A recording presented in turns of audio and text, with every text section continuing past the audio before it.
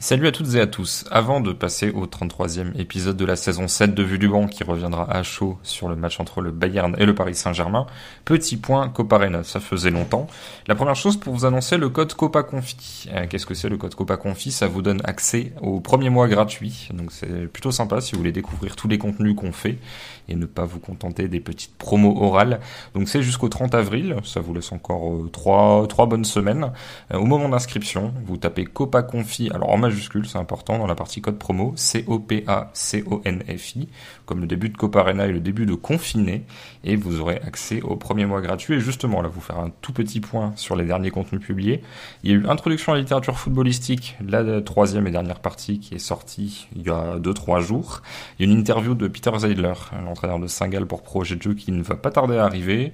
Et sur les articles, il y a un article sur les post-shot expected goals et ce qu'on peut en conclure sur la sous-performance et la surperformance des équipes en fonction du niveau des gardiens adverses, l'analyse de PSG Lille, il y a une analyse qui va tomber sur ce match-là sur le plan écrit, donc voilà, vraiment beaucoup de choses, n'hésitez pas à nous rejoindre, et là vous en plus, mais vraiment aucune excuse pour ne pas venir, puisque du coup le premier mois est offert. Mon petit laïus est terminé, nous allons retrouver nos deux compères, Florent et Raphaël, pour cet épisode du jour. Vue du banc, le podcast pour comprendre le jeu, vous est présenté par PMU.fr. Messieurs, bonjour, salut Raphaël. Salut Christophe. Et salut Florent. Salut Christophe. Vous m'entendez, j'espère, mieux que l'épisode d'hier, puisque j'ai désormais Internet chez moi. On salue l'équipe, le FC SFR, qui a répondu présent dans les grands rendez-vous après quelques moments difficiles. Ils ont réussi. Tu les avais attaqués très frontalement dans l'épisode de la veille, hein, Christophe, mon dernier épisode. Ouais, et ils ont su répondre présent, comme quoi, voilà, ils ont vu le pressing, ils ont su casser le pressing, bien joué à eux. Dommage qu'il ait fallu ça. Non, je ne sais pas, mais en tout cas, ça me fait très plaisir d'avoir Internet chez moi et de pouvoir vous parler depuis ce magnifique bureau du match entre le Bayern et le PSG. Alors, on va pas spécialement évoquer la victoire 2-0 de Chelsea à Porto, puisqu'on était tous les trois sur l'autre match. Donc forcément, ça limite un petit peu la possibilité d'en parler. Juste dire que c'est les buts de Mason Mount et de Ben Chilwell. Le premier sur une jolie prise de balle de Mount sur une passe de Jorginho. Et le deuxième, Chilwell qui pique la balle à Corona, qui jouait latéral et qui ensuite traverse la moitié du terrain pour aller marquer. Messieurs, donc, Bayern PSG, victoire du PSG 3-2, but de Mbappé 3e, Marquinhos 28e, Choupo-Moting à la 37e et Müller à la 60e réduisent l'écart puis permettent au Bayern de revenir à égalité, et Mbappé à la 68e offre la victoire au PSG. Raphaël, quel sera à ton avis le thème de cet épisode ?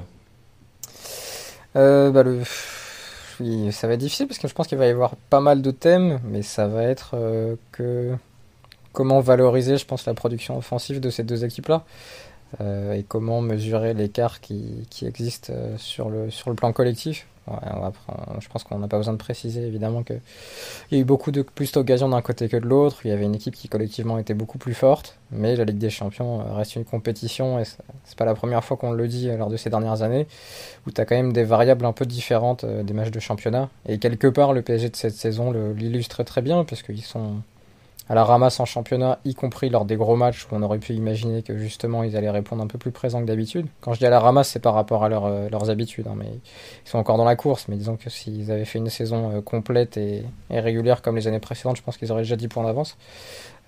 Contre Monaco, ils ont galéré, contre Lille, ils ont galéré, contre Marseille et Lyon, ils ont galéré à certaines reprises en championnat cette saison, mais en Ligue des Champions, grâce à certains joueurs, grâce à certains mécanismes précis, ils arrivent à aller gagner à Manchester, à Barcelone et maintenant à Munich. Donc voilà, je pense que c'est un peu un rappel aussi des règles différentes entre la vie en championnat et puis la vie en Ligue des Champions, cette compétition un petit peu différente.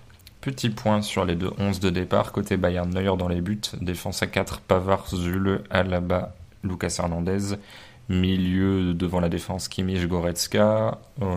Milieu offensif à 3, Sané, Müller, Coman et Choupo-Moting en pointe. Et de l'autre côté, Navas dans les buts.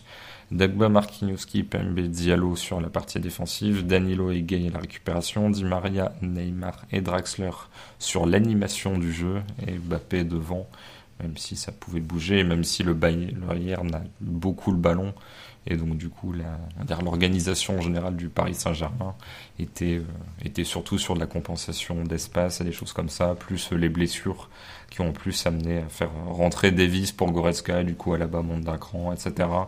Boateng qui remplace Zule, Herrera qui remplace Marquinhos et Danilo qui redescend d'un cran.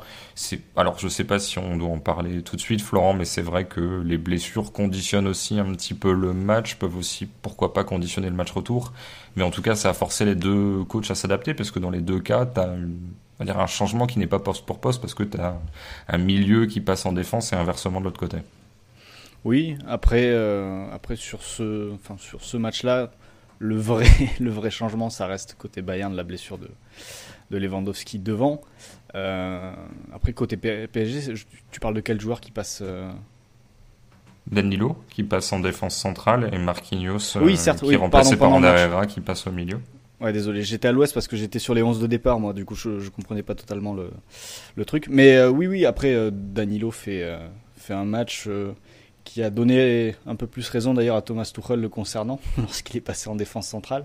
Mais c'est vrai que oui, de toute façon, je pense aussi que ce qu'il s'est passé sur les blessures et les disparitions de joueurs au fil de la rencontre, il y en a même qui vont sans doute sortir de ce match blessés, qui seront peut-être pas là ce week-end. Enfin, en même temps, il a été expulsé contre Lille. Mais Neymar, avec sa douleur aux adducteurs, qui termine le match, je pense que il va être un petit peu sur la brèche au niveau des soins jusqu'au match retour. Après, c'est vrai que au niveau des organismes, j'ai l'impression par rapport à ce qu'on vient de traverser, ne serait-ce que sur le plan du climat, en l'espace de quelques jours, je crois que c'était pareil en Allemagne, où il commençait à faire beau, etc., et que là, les joueurs se retrouvent sous la neige, avec un -5 ou -6 degrés ressenti. Je suis pas très surpris qu'il y ait eu des blessures musculaires et des joueurs qui soient forcés de sortir et des coachs qui soient obligés de faire appel à leur banc de touche. Disons que si j'évoquais ça, ces repositionnements, c'est aussi pour introduire la notion que les coachs ont dû s'adapter et que finalement le plan de départ des deux côtés il dure une demi-heure parce que tu dois changer des gens de place et que du coup je pense que Raphaël, ça renforce peut-être ce que tu dis sur le côté, alors pas impréparation et pas match hors du temps de Ligue des Champions, mais le fait que finalement il y a parfois des trucs qui échappent à la logique du rapport de force d'un match et que certains vont être capables d'élever leur niveau, d'autres beaucoup moins. Typiquement Danilo est pour moi un peu en surperformance par rapport à d'habitude, Neuer sur le premier but est en sous-performance, et c'est aussi ces choses-là qui conditionnent les allers-retours. On se souvient pas forcément, mais il y a des Real Bayern où au-delà de l'arbitrage, un coup Navas se trouve, un coup ça va être un défenseur, je crois que c'est Rafinha qui s'était pas mal trouvé sur ce match-là, le latéral du Bayern à l'époque et pas le milieu parisien.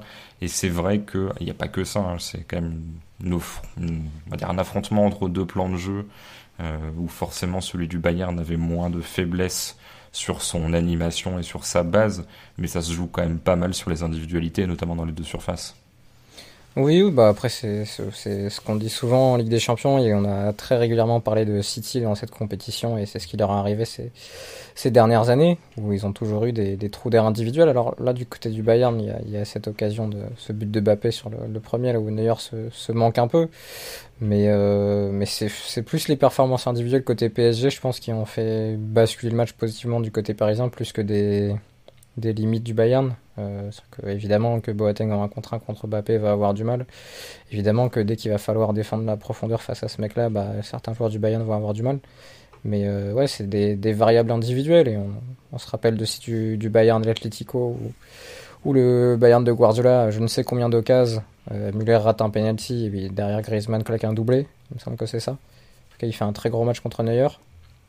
Ce match-là m'a fait aussi penser, je l'avais dit à Flo quand on discutait pendant le match, au City Tottenham de 2019, dont il a aucun souvenir, mais qui était quand même un match assez fou. Je pense que Christophe, tu t'en rappelles peut-être un peu mieux que Florent. Je me souviens au retour, m'être dit, mais pourquoi est-ce qu'il n'a pas fait ça à l'aller en fait ? Parce que... Voilà, oui, je pense que le ratio d'occasion est à peu près similaire, sauf que Tottenham est efficace comme le PSG l'a été. Et c'est Son, je crois, qui met un doublé. Quelque chose comme ça. Oui, Son est toujours cette même logique de joueur très bon pour prendre la profondeur face à des équipes qui sont capables de t'étouffer.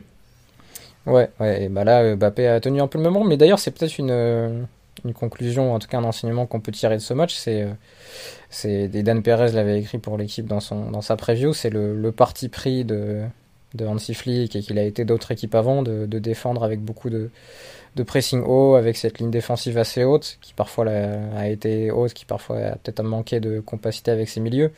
Mais ça va étouffer l'équipe adverse, mais quand on va réussir à éliminer soit ton premier rideau, soit à trouver de la place entre tes milieux et tes défenseurs, ça va très très vite créer des bonnes occasions. Et sur ce match-là, le Bayern finit à 31 tirs, il y en a 12 cadrés, le PSG est à 6 tirs, 5 cadrés, sauf que la qualité moyenne des occasions parisiennes est plus élevée que la qualité moyenne des occasions bavaroises.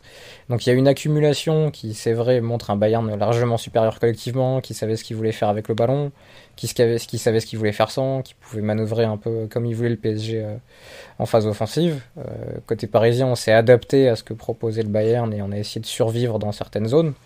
Mais quelque part, les 4-5 occasions que tu as, t'es efficace dessus, mais c'est déjà des occasions, c'est toutes des occasions finalement qui sont déjà des bonnes occasions.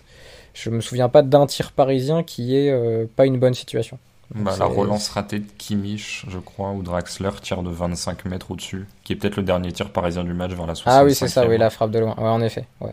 Et encore, tu vois, c'est une frappe moyenne, mais c'est une situation intéressante encore. Donc oui, il peut même potentiellement y avoir une passe, enfin oui, dans l'absolu, c'est pas une frappe de dépit. T'essayes de te précipiter pour exploiter un truc. Et c'est vrai que tu as cette domination quasiment constante du Bayern, à part sur peut-être quelques temps faibles de 2-3 minutes. Mais le moindre échec dans le pressing, le moindre échec dans du 1 contre 1, finalement, crée des bonnes occasions pour l'adversaire. Et c'est un peu ce qu'avait vécu le Liverpool de Klopp il y a quelques saisons, quand Klopp avait un peu transformé cette équipe et les avait amenés à défendre plus haut, avec un pressing très agressif. Quand tu n'arrives pas à t'appuyer sur ce plan de jeu, sur ce projet de jeu, même, puisque ça dépasse le cas d'un seul match, forcément tu concèdes des grosses occasions, et concéder des espaces, des grosses occasions à Neymar, Mbappé et même Draxler ce soir, c'est pas la même chose que qu'on les concéder à d'autres joueurs qui vont pas forcément te sanctionner autant. Florent, avant Dan Perez, que l'on salue, qui est un ami du podcast, il y avait toi-même, Florent Tonuti, qui avait écrit sur ce Bayern-là et la manière dont le PSG pouvait le déstabiliser. Tu avais écrit ça sur Coparena. Est-ce que ça se recoupe parfaitement ? Est-ce que tu as vu des choses un petit peu inattendues, en sachant qu'il y avait finalement pas de surprise au fait que le Bayern soit fragile en profondeur, parce que c'est un peu toujours la même histoire. On l'avait vu à la fois dans tes articles, dans des stats, etc. Mais est-ce que la façon dont il s'est fait transpercer, le fait que par exemple Paris essaye de relancer court depuis le gardien, choses comme ça, alors avec une réussite pas toujours au rendez-vous, mais c'était conforme à ce que tu attendais, ou tu as été surpris sur 2-3 choses ? Non, oui, ça a été conforme. En fait, moi, la grande question que je me posais avant le match, c'était la capacité ou non de certains Parisiens à surjouer, notamment dans les sorties de balles, puisque par rapport au pressing à la paire du Bayern, au fameux marquage préventif dont vous parlez beaucoup dans l'interview à venir avec Peter Zedler sur Coparena, au niveau du marquage préventif, qui est individuel, pour le faire exploser, le plus simple, ça reste le troisième homme. Et donc, moi, la grande question, c'était lorsque la balle allait arriver dans les pieds de Neymar, de Di Maria, voire de Mbappé, même si Mbappé traînait quand même un peu plus haut sur le terrain, est-ce que le joueur touché dos au jeu allait jouer simple vers un joueur face au jeu, ou bien allait essayer de garder la balle, de se retourner et de se mettre tout seul dans le sens du jeu ? Et en fait, dans les premiers mouvements du match, et notamment l'action de la 3e minute qui mène au but de Mbappé, ça se passe de manière très simple. Je crois que Neymar se retourne une première fois et touche Di Maria. Là, Di Maria est dos au jeu. Qu'est-ce qu'il fait ? Il remet en une à Neymar, qui ensuite a tout le champ et peut transpercer la défense et aller fixer jusqu'à décaler Mbappé. Et c'est ce genre d'action-là qui, en effet, qu'il fallait reproduire pour mettre en grosse difficulté le Bayern. Et comme l'avait très bien montré aussi Balzaretti sur RMC juste avant le match. Et comme l'a dit Raphaël, au niveau des grosses occasions, sur les 6 tirs, là j'ai les chiffres sous les yeux, le PSG a 4 grosses occasions en 6 tirs. Donc ils en ratent 2 en plus. Alors qu'en face, le Bayern a 6 grosses occasions sur 31 tirs. Mais on y reviendra par la suite en détail. Mais cette simplicité en gros au moment de la sortie de balle pour casser le pressing en simplement un appui remise vers un joueur lancé. Et un joueur lancé est ensuite capable de porter le ballon. Et Neymar, la conduite de balle, on sait que ça lui va. On n'a jamais eu Gay ou on n'a jamais eu Danilo dans cette position de se projeter, de porter la balle. Draxler l'a plutôt bien fait aussi tout au long du match. Ouais. Di Maria, c'était un peu plus compliqué. Mais c'est à ce niveau-là que le PSG a fait plutôt bien les choses sur le plan offensif. De toute façon, on savait qu'ils auraient des opportunités pour sortir. Après, il y avait les joueurs pour cette fois. Et je me suis même dit à un moment donné pendant le match, quand je voyais les Parisiens essayer de sortir le ballon et être un peu en galère, je me suis même dit que le fait de ne pas avoir Paredes et Verratti qui peuvent être vus comme des solutions, voilà, on prend la marée, on prend la tempête, reposons-nous, essayons de garder la possession. Au moins, je me suis dit, vu que ces deux-là ne sont pas là, Paris est obligé de jouer à fond les attaques rapides et à fond la verticalité. Et du coup, Paris s'offre peut-être même plus d'occasions qu'il n'en aurait eu de mettre en danger le Bayern de cette façon. Mais c'était un petit... Ouais. Après, t'as aussi le scénario où s'il faut que le Bayern aille sortir sur Verratti et qu'il se fait éliminer au pressing, t'as peut-être 2 fois plus d'occasions aussi. Ça, c'est l'autre... Parce que Gueye a été plutôt bon dans ce domaine-là aussi d'ailleurs, m'a étonné. Plusieurs fois, il a trouvé Neymar entre les lignes. Mais disons que si t'as Verratti et que Verratti trouve vite Neymar, Draxler, Mbappé plus haut, tu vois, t'as peut-être... Tes temps faibles sont peut-être un peu moins longs, parce que tu vas te créer une occasion toutes les 10-12 minutes, alors que là c'était toutes les 20 presque. Ouais, mais je sais pas si dans l'habitude, il partirait sur du jeu direct, ou s'il se reposerait pas plus sur Verratti pour essayer de relancer un temps de possession et souffler justement ce qu'ils n'ont pas pu faire aujourd'hui parce qu'ils n'avaient pas les joueurs pour. C'est ce qui leur a vraiment manqué pour éviter d'encaisser 31 tirs et de s'en tirer de cette manière-là, quoi. Bah, ça a évité de voir le Neymar d'équipe, enfin du PSG dominant, qui va porter pour pas grand chose finalement, alors que là il a été extrêmement, comme tu disais, extrêmement productif et vertical dans ce qu'il a fait.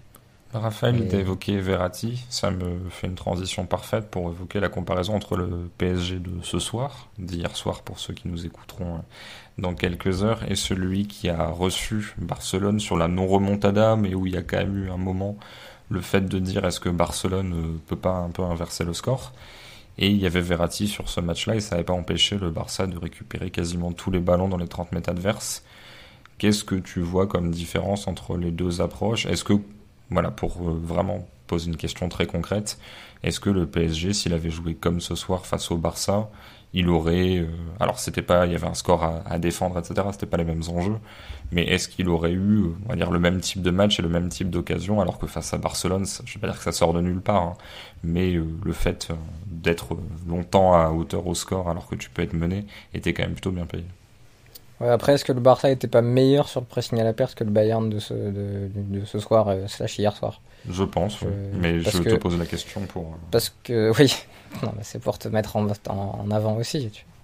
Toi qui es d'habitude dans l'opinion et l'analyse. Non, mais le Bayern fait un gros match offensivement, même s'il y a des limites individuelles sur certaines situations, mais vraiment là où je les ai trouvés fébriles, voire faibles parfois, et c'était surtout côté droit. C'est dans la relation à la perte du ballon Kimmich, Pavard, Sané. En fait, dans la zone de Draxler. C'est peut-être aussi pour ça que Draxler fait un meilleur match que Di Maria. Même si sous pression, Draxler a toujours été bon, et même dans ses pires moments, c'était sa qualité.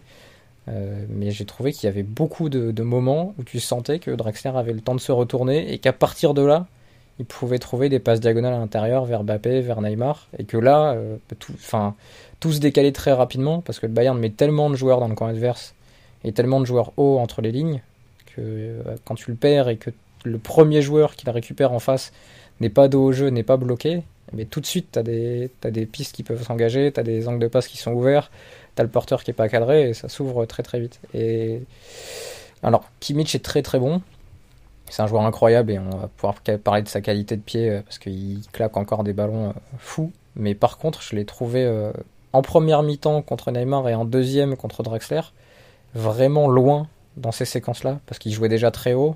Et je sais pas ce qui a manqué, il faudrait que je revoie le match vraiment dans la relation de la moitié droite du terrain du Bayern. Donc c'est vraiment Kimmich, donc Boateng en deuxième période, Pavard, Sané qui était couloir droit. Mais il y a un truc dans cette zone-là qui s'est pas bien passé au moment de la perte, soit parce qu'en possession ils étaient pas organisés de façon à pouvoir presser la perte, soit parce qu'à la perte il n'y a pas eu assez d'efforts pour enfermer. Mais il y a beaucoup de situations. Dans les situations parisiennes en tout cas, pas mal de situations qui sont parties comme ça d'une zone où Draxler pouvait avancer, où Neymar pouvait se connecter un peu avec lui, et tu pouvais d'ailleurs, il y a 2-3 fois où il y a un renversement à l'opposé qui a raté. Je crois que il y a Neymar, Corentin, il y a Mbappé, Corentin, je crois, pour aller trouver un joueur à l'opposé. Je me demande si c'est pas Di Maria à un moment. Et Davis revient couper grâce à sa vitesse. Mais vraiment, sur cette zone-là, ils ont été assez fébriles. Et c'est aussi un motif d'espoir pour le PSG au retour, même si le Bayern continue à se créer beaucoup d'occasions. C'est que tu sens quand même que une passe verticale réussie, finalement, est quasiment synonyme de déséquilibre dans le camp adverse. Je sais pas ce que t'en as pensé, Florent, mais pour moi, il y a un côté, au-delà effectivement du déséquilibre droite-gauche, un peu inhérent au jeu à partir du moment où tu vois, alors sur le début de match, ensuite, les joueurs ne sont pas les mêmes, mais Zule, à la base, dès qu'il y a un espace à attaquer, ils l'attaquent, et du coup, ils vont se retrouver assez facilement, enfin, avec des partenaires derrière eux, mais eux vont, en fait, si tu veux, t'as pas la phase de possession un peu calme pour installer les meilleures positions comme tu peux avoir du côté de City ou autre, faire du marquage préventif, tout ça. Là, t'as vite des centraux qui sont en fait à 40 mètres du but adverse et qui non seulement vont casser la ligne, en tout cas attaquer l'espace avec ballon, mais qui ensuite vont vite chercher, par exemple, si Pavard est assez haut, Zule attaque l'espace et va essayer de décaler Pavard, sauf que si la passe a intercepté, concrètement, t'interceptes la passe, tu pousses un peu le ballon, ces deux joueurs-là sont éliminés, t'es quasiment plus personne en couverture. Pour moi, il y a un petit côté inhérent au jeu qui fait que puisque t'essayes toujours d'attaquer l'adversaire, parfois c'est difficile de contre-presser si tu perds ça sur la phase un peu initiale. Oui, c'est sûr. Et là, de toute façon, par rapport à cette discussion-là, le fait que, notamment, surtout Alaba, qu'il a fait en début de match, qui portait la balle, parce que côté parisien, il y avait eu une approche. C'est vrai que par rapport au match précédent, dans l'approche défensive du PSG, il n'y a pas eu de pressing très haut. On n'a pas fait les courses pour essayer de forcer le jeu long. Je pense que les Parisiens voulaient éviter d'être pris dans la profondeur comme ils pouvaient l'être face au Barça avec les appels de Dembélé ou même face à Lille avec les appels de Ikoné ou de David, voire de Weah par la suite, où il suffisait d'un ballon un petit peu écarté vers le latéral alors que Paris est en train d'avancer, de presser une ligne défensive qui se retrouve à avancer, à être prise dans le dos. Là, les Parisiens ont attendu, ont vraiment, j'ai jamais vu, j'ai pas souvenir de voir Diallo ou Dagba, tu sais, sortir de manière agressive vers un mec sur le côté pour couper une passe qui se dirigerait vers le couloir. Ils sont vraiment restés dans l'axe. Juste sur des transversales à la limite s'ils avaient le temps, voilà. Mais sinon non. Mais sinon non. Et c'est vrai qu'il y a eu cette première chose-là qui a privé un petit peu le Bayern de profondeur. Et forcément, à partir du moment où le PSG laisse venir, j'ai presque envie de dire, en première mi-temps, le seul boulot défensif spécifique côté parisien, c'était sur Kimmich. Et c'était soit Neymar qui s'en occupait, soit Gay qui le reprenait quand Kimmich se baladait un peu plus haut sur le terrain. Mais du coup, avec un Mbappé qui était un petit peu déconnecté et ce travail spécifique sur Kimmich, forcément, comme tu le disais, ça ouvrait beaucoup de terrain pour Alaba ou pour Soulé. Surtout Alaba qui a avancé en première mi-temps, j'ai eu l'impression, et qui pouvait, du coup, face aux deux lignes de 4 parisiennes, forcément assez compactes dans l'axe, et ben on envoyait le jeu sur les côtés, et puis ensuite on construisait. Et c'est vrai que côté PSG, j'ai eu l'impression qu'en première mi-temps, ça penchait un peu plus à droite, avec les transversales d'Alaba, mais c'était un point de départ, parce qu'après, voilà, soit tu finissais à droite, avec un centre, un décalage de Sané, une percussion, une montée de Pavard, etc. Soit tu ressortais la balle, tu repartais à gauche, etc. Et c'est vrai que globalement, Paris a très vite, on va dire, mis à part l'envie de contrôler un petit peu Kimmich au milieu et de réduire son influence, en tout cas de réduire sa capacité à jouer verticalement et à faire des passes qui cassent la ligne défensive et qui lui permettent de lancer des joueurs dans la surface. Il n'y en a pas eu beaucoup de celles-là.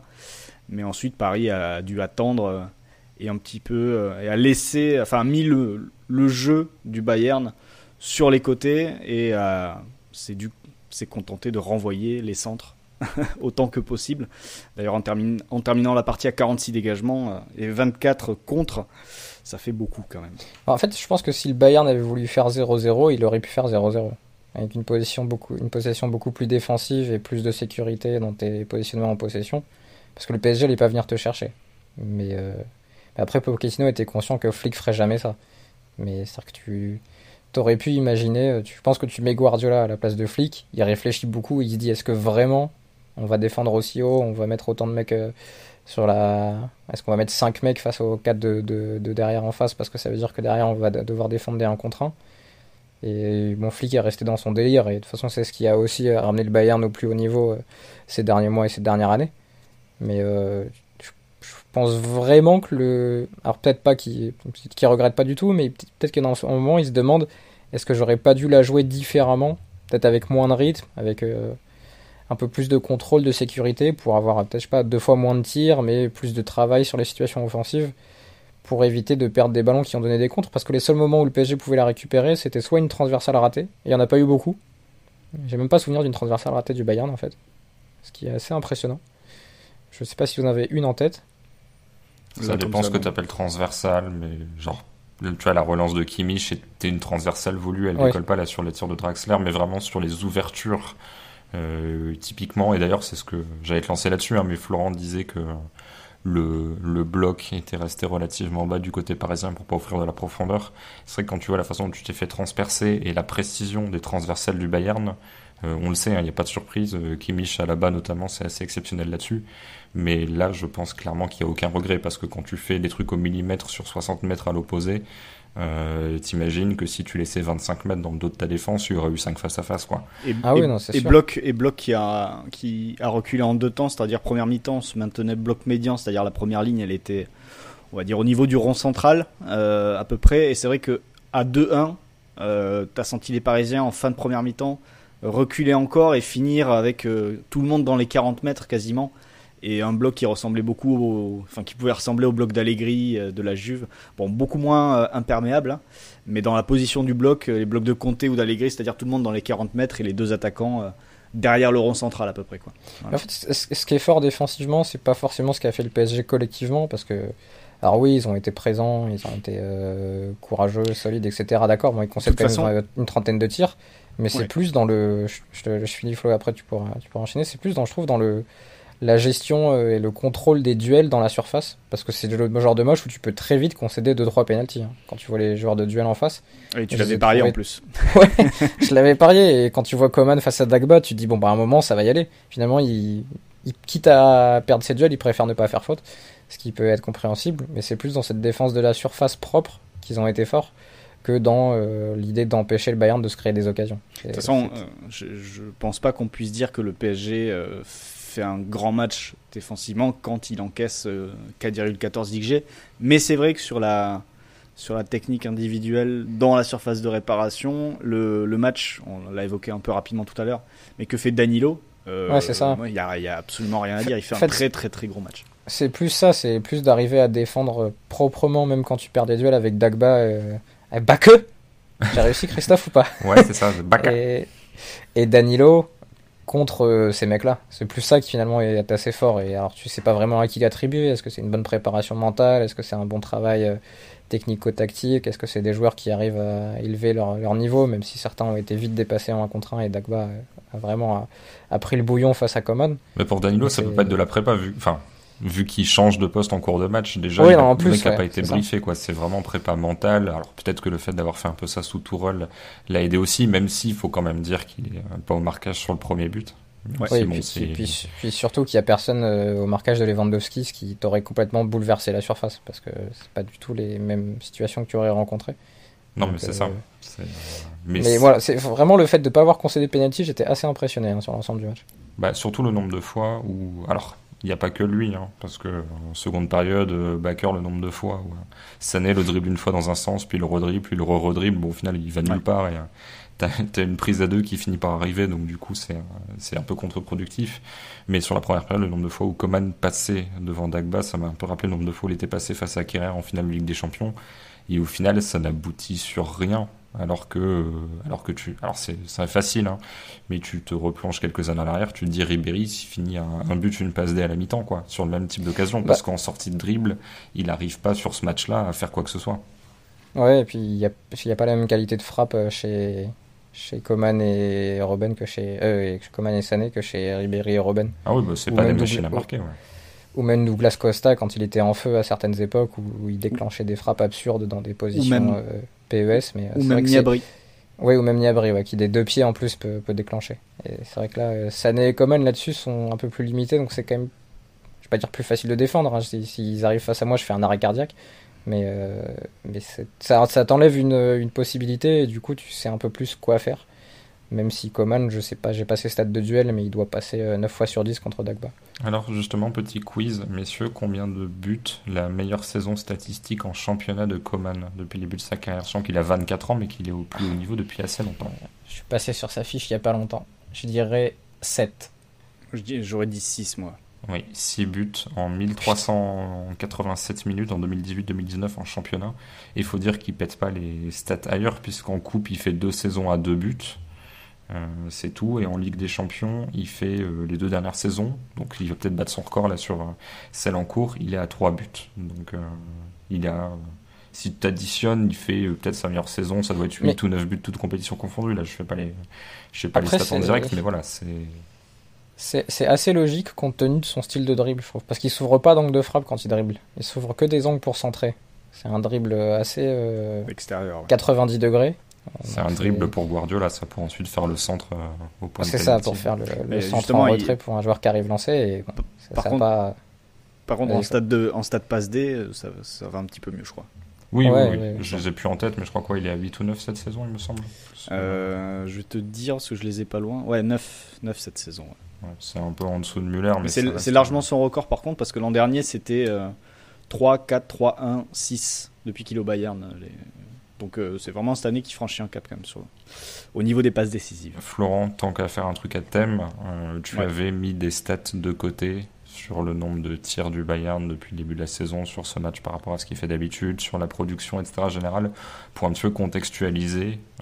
Alors ça ne remet pas en cause la victoire parisienne, hein, mais pour dire un petit peu que le Bayern ne fait pas ça chaque semaine. C'est-à-dire que c'est pas... il y a des matchs qui sont gagnés avec moins d'occasions du côté allemand. Oui, beaucoup moins. Tout simplement, on va commencer par les tirs. Les tirs, donc ce soir, le PSG concède 31 tirs face au Bayern Munich. C'est le record de tirs réalisés par le Bayern cette saison. Puisque le deuxième plus gros total, c'était face à la défense de Schalke, la merveilleuse défense de Schalke 04.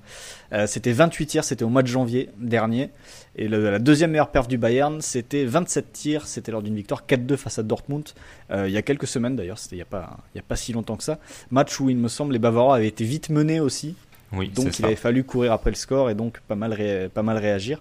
Ce soir, je crois qu'il y a 12 tirs cadrés, puisqu'il y a 10 arrêts de Navas. 12 tirs cadrés, c'est aussi un record cette saison pour le Bayern.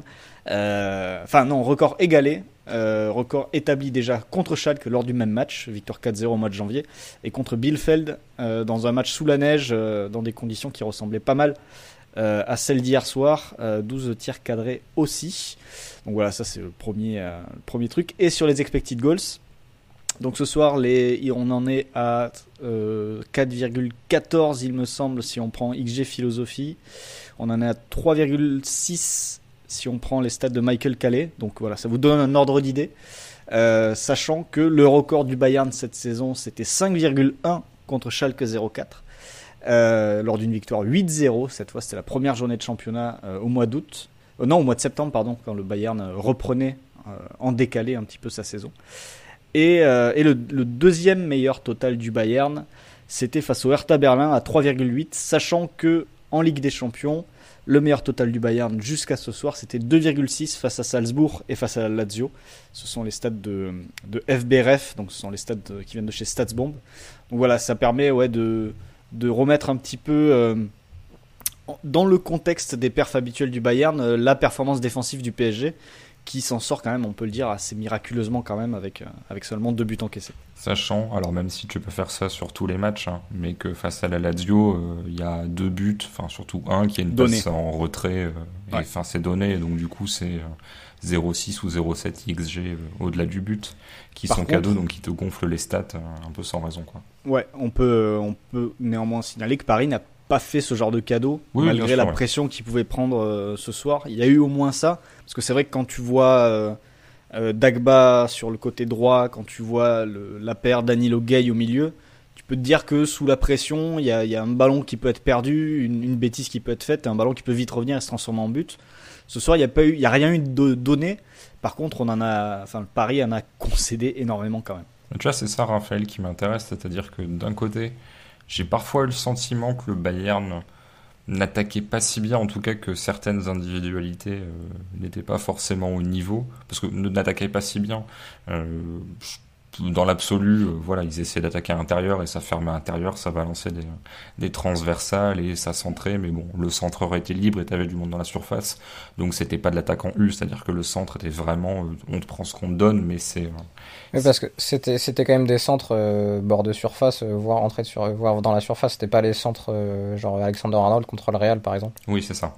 Donc on peut dire que collectivement ça attaquait bien. D'ailleurs, je trouve que avec le ballon, ce Bayern-là fait partie, tu vois, on se plaint souvent un peu du déclin de la Ligue des Champions pour diverses raisons, hein, mais l'enchaînement de matchs fait pas forcément du bien.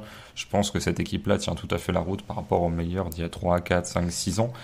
Mais individuellement, il y a des performances qui me déçoivent. Et pourtant, malgré tout, cette performance, enfin, la production collective face au but est quand même supérieure à l'habitude. C'est ça où il y a une forme de paradoxe et où se pose la question, alors je sais pas si tu as envie de parler de ça ou d'autre chose, mais de ton numéro 9 et d'à quel point le fait d'évoquer tout à l'heure, en gros le rythme mis par le Bayern, à quel point ce truc n'est viable que quand tu as un très grand numéro 9. Parce que là, t'es passé d'un très grand numéro 9 à un très médiocre, quoi. T'es même pas passé sur une étape intermédiaire où ça pourrait fonctionner avec un 9 un peu moins bon. Là, il y a vraiment quand même un sacré écart sur un jeu où finalement c'est quand même lui qui arrive en bout de chaîne.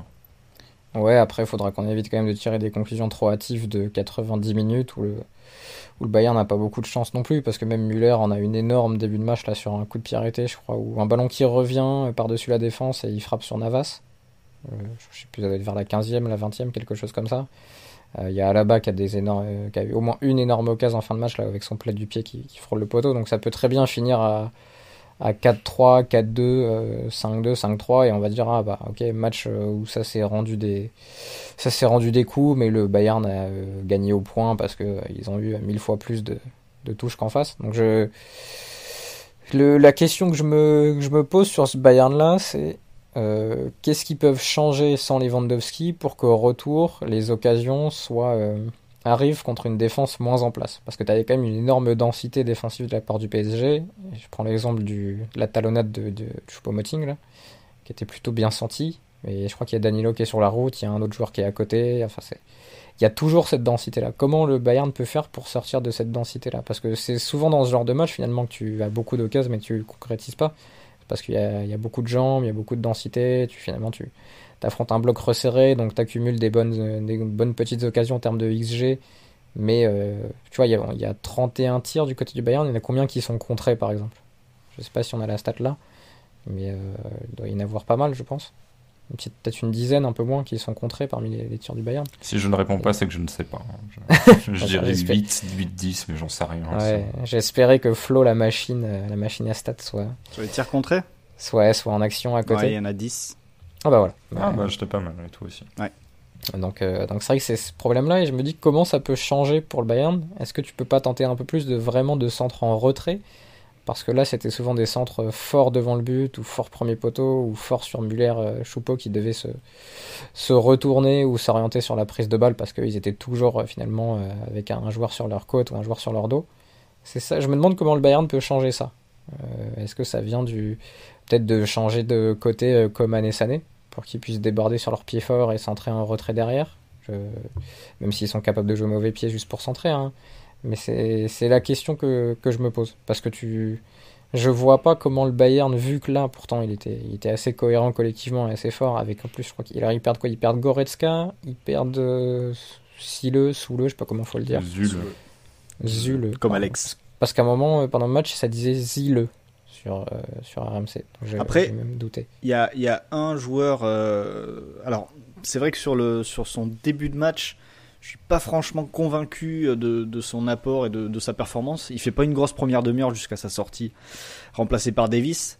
Par contre, quand le Bayern pousse comme il a poussé en deuxième mi-temps, parce qu'il y a eu quand même quelques temps forts où Paris n'arrivait plus du tout à sortir. Alors, il y en a eu en première aussi, mais ça s'est accentué aussi en deuxième, genre entre la 50e et la 60e minute. Je crois qu'il y a une séquence où le Bayern ne sort pas où le Bayern ne quitte pas les 30 mètres parisiens, et je crois que Danilo fait trois dégagements décisifs d'affilée où il coupe des trajectoires devant Choupo, devant Müller ou devant je ne sais plus qui.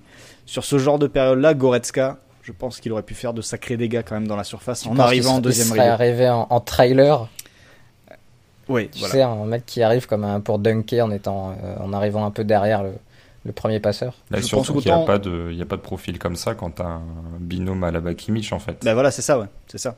À la base, perds il ce peut le faire profil-là. en fin de match. Il a son occasion en fin de match où il arrive comme ça sur le centre en retrait, là où le ballon est repoussé, je sais plus ce que c'est. Ouais, mais il a mais fait tu vois, 4 là-bas- matchs milieu dans sa carrière depuis qu'il a 16 ans, quoi. C'est ça Et le puis, souci. et puis il a besoin de ballons particuliers. Goretzka, tu t'envoies un centre, il est capable d'y aller. Ah oui, ça, c'est sûr. la différence est là, quoi.